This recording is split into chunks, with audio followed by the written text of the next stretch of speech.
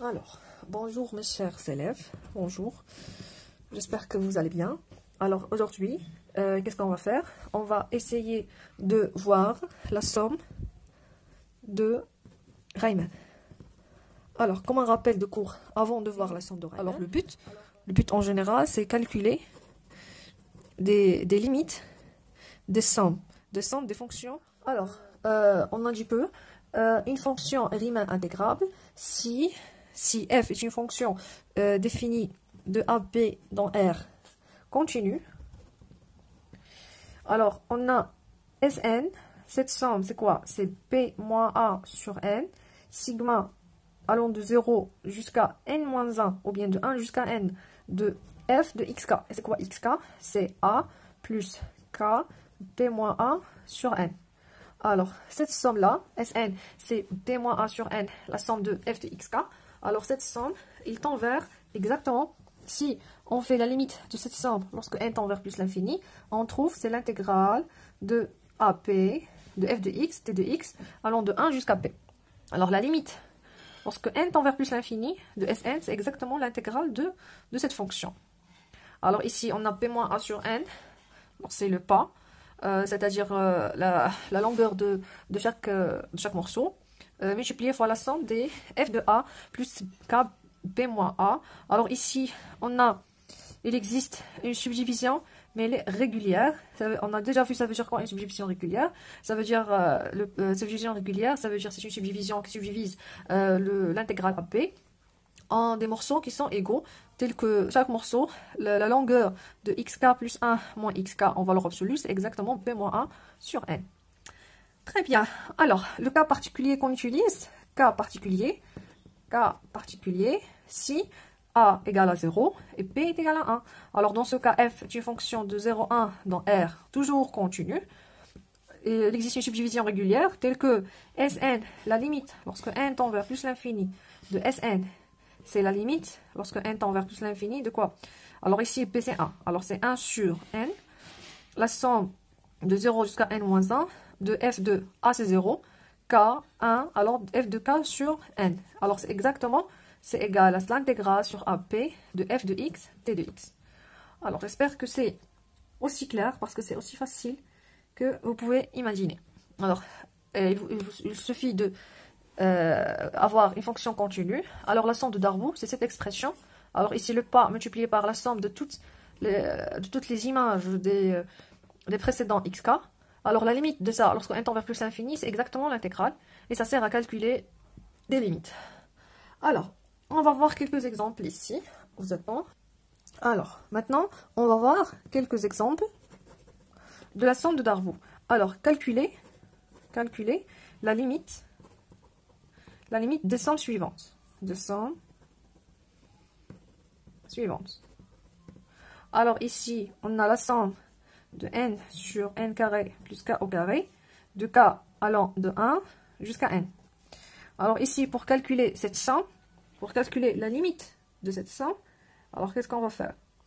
Alors ici, on a Sn, c'est une somme, mais c'est quoi la règle? La règle, c'est d'écrire, c'est la limite de Sn, lorsque n tend vers plus l'infini, égale à p moins a sur n, la somme de f de a plus k p moins a sur n, allant de 0 jusqu'à n moins 1, si f est une fonction de ap dans R continue.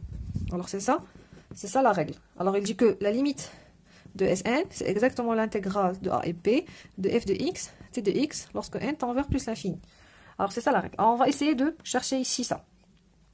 Alors ici, on a une somme, on a besoin de p-1 sur n à l'extérieur. Alors on a besoin de sur n quelque chose ici. Alors je préfère de factoriser par n. Ici, pourquoi pas? Alors je vais factoriser par n, et je trouve quoi? Alors, égal à 1 sur n, la somme de k allant de 1 jusqu'à n. Alors si on factorise ici, premièrement, on doit simplifier. Alors ici, on a n carré plus k au carré. Alors si on simplifie par n, il va disparaître. Il nous reste 1 sur... Premièrement, c'est la somme de k allant de 1 jusqu'à n. Alors n en haut, en bas, on a n facteur n plus k au carré sur n. Premièrement, on va simplifier par n. Il va nous rester ça. Après, on passe ici. Alors ici, maintenant, on a 1 sur n, la somme de 1 sur... Ici, on doit factoriser aussi par n. Alors, il nous reste quoi? Si je factorise ici par n au dénominateur, il me reste 1 plus k au carré sur n au carré, c'est-à-dire k sur n, le tout au carré. Alors ça, c'est exactement, je t'ai dit que ici, c'est b égale à 1 et a égale à 0. On trouve que Sn, c'est 1 sur n, la somme de f de k sur n, 0 jusqu'à n-1, c'est exactement l'intégrale de 0 à 1 de f de x, d de x. C'est la somme la plus connue sur les sommes. Alors ici, égale à 1 sur n, la somme de 1 sur 1 plus, etc. Alors 1 sur n, elle est ici, la somme, elle est ici. De k jusqu'à n ou bien de 0 jusqu'à n-1, c'est la même chose. Alors f de k sur n, alors c'est cette fonction.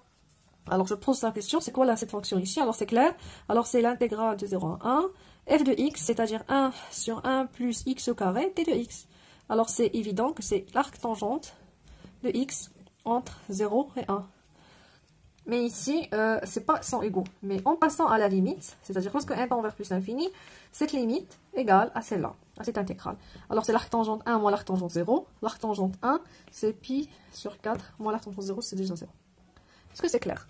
Alors ici, vous devez, comme vous voyez, calculer la limite de cette somme. Alors cette somme, il tend vers quoi? Tend vers l'intégrale d'une fonction qu'on doit faire apparaître ici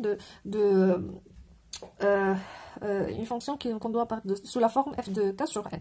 Alors ici, on voit ici qu'on a de n jusqu'à 2n-1. Alors on n'a pas de 0 jusqu'à n, alors on a besoin d'un changement de variable.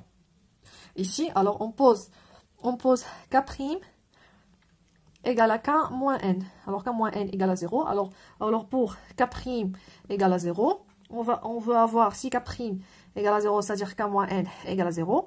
Alors ici, pour 2n-1, alors pour k égale à 2n-1, alors k' c'est exactement n-1.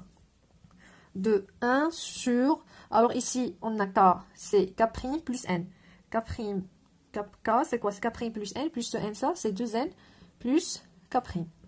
Alors ici, cette somme ici, c'est pas encore fini. On doit factoriser par n en bas. Alors si on factorise ici, il nous reste 1 sur n. La somme de 0 jusqu'à n-1 de 1 sur 2 plus k' sur n. Alors lorsque n tend vers plus l'infini, cette somme tend vers l'intégrale de 0 à 1 parce que 1 sur n. F de x c'est 1 sur 2 plus x t de x. Et c'est l'intégrale, c'est facile, c'est exactement ln de 2 plus x.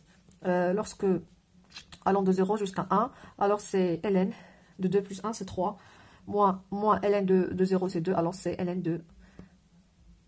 Alors c'est ln 3 sur 2. Très bien. Alors, maintenant, on va passer à une autre limite qui est plus... Alors aujourd'hui, on a vu la somme de Riemann.